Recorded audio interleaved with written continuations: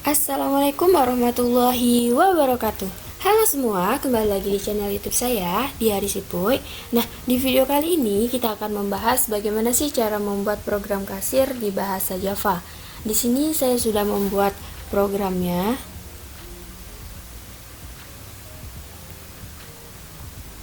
Nah, sebelum kita bahas programnya, saya akan membahas dulu apa itu tentang percabangan.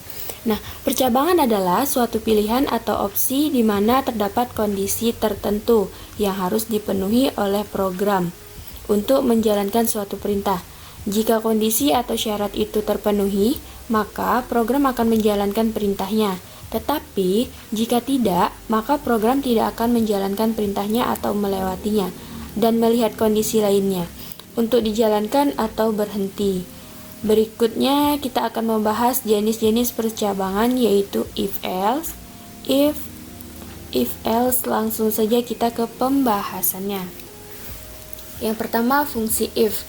Fungsi if ini akan digunakan hanya pada suatu kondisi atau satu perintah yang akan dijalankan oleh program ketika kondisi atau syarat terpenuhi. Namun, jika tidak, maka akan diabaikan.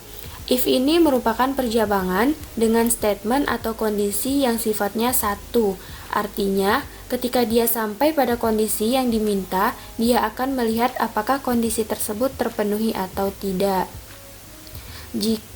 Dan program akan langsung keluar atau berhenti.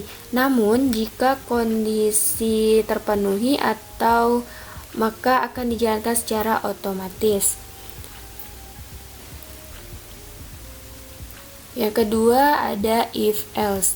If-else ini digunakan untuk percabangan dalam dua kondisi. Contohnya dari satu kondisi yang tidak terpenuhi, maka dia secara otomatis menjalankan yang kedua atau perintah kedua tanpa harus mengoreksi benar atau salahnya. Yang artinya dia akan mengecek apakah kondisi pertama terpenuhi atau tidak. Jika iya, maka dia akan menjalankan kondisi kedua tanpa mengecek apakah kondisi tersebut terpenuhi. Yang ketiga itu ada if-else. If-else ini merupakan percabangan yang bisa digunakan untuk banyak kondisi atau persyaratan dengan perintah yang juga tentunya banyak. Contohnya di sini ada untuk kasus pemberian predikat nilai dari siswa-siswi. Katakanlah ada skor 0 sampai 100 dan predikat dari E sampai terbaik adalah A. Maka dapat digunakan percabangan if, else, if ini.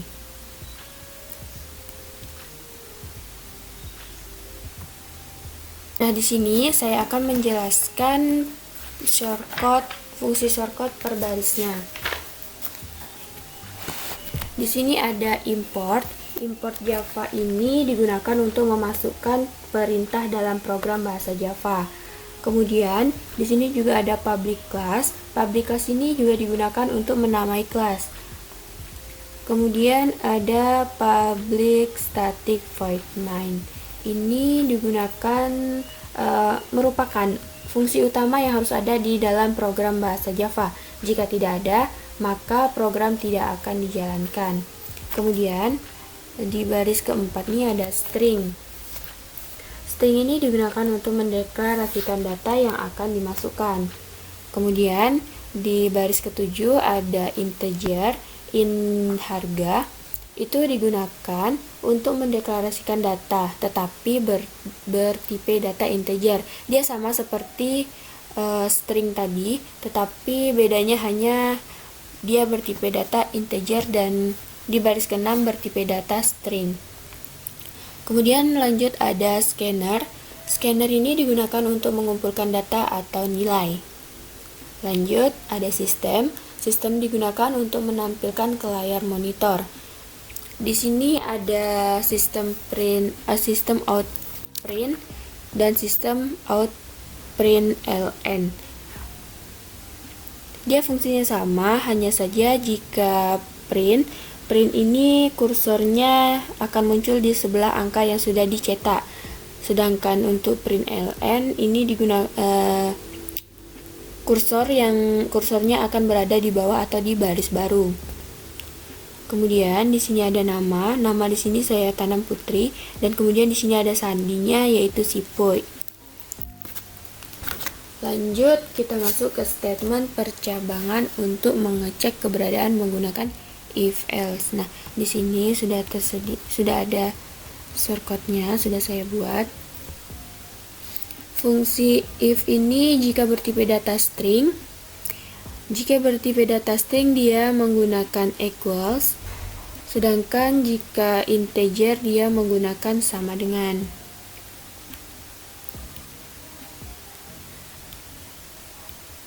Lanjut dengan fungsi penjualan. Fungsi penjualan ini akan ditampilkan output nama barang, harga, dan jenis barangnya. Datanya di sini digunakan tipe data string untuk barang, sedangkan untuk harganya dia menggunakan tipe data integer.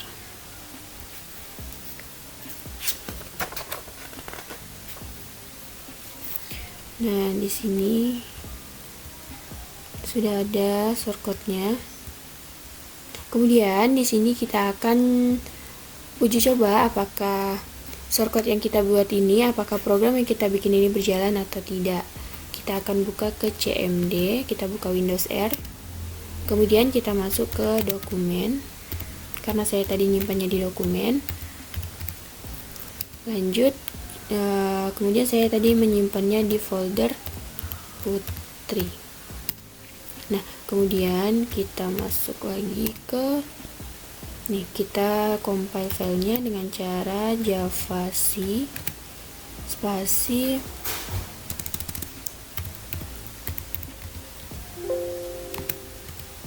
percabangan putri.java. Nah, kemudian kita akan lihat hasilnya dengan cara java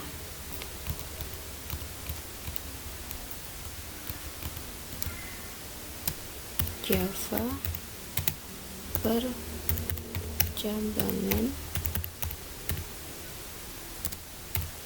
Putri. Nah, di sini kita akan masukkan nama pengguna tadi Putri, kemudian sandinya si Boy. Nah, di sini akan ditampilkan output. Yang pertama penjualan, yang kedua resto makan, dan yang ketiga keluar. Kita di sini akan masukkan menu. Kita pilih nomor 2 dulu, kita coba. Nah, di sini juga akan ditampilkan output container coffee.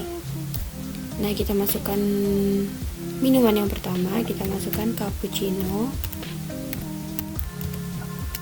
dengan harga 10.000. Kemudian minuman kedua kita masukkan, kita coba flat coffee. Di sini sembarang kita masukkan mau minuman apa aja. Dengan harga kita masukkan di sini 12.000. Kemudian di minuman ketiga kita masukkan bagusnya kita masukkan mochaccino dengan harga 10.000 juga. Nah, di sini akan muncul list menunya itu cappuccino dengan harga 10.000, flat coffee 12.000, dan mochaccino 10.000. Nah, di sini kita masukkan untuk pembayarannya. Di sini kita masukkan coba 50.000. Dan di sini akan ada kembalian otomatis, kembaliannya adalah 18.000. Dan di sini juga ada outputnya. Terima kasih atas kunjungannya. Semoga Anda puas dengan pelayanan kami. Nah, mungkin hanya itu ya di pembahasan kita kali ini. Apabila ada kesalahan saya mohon maaf. Semoga video yang bermanfaat. Saya akhiri. Wabillahi taufiq wal hidayah. Wassalamualaikum warahmatullahi wabarakatuh.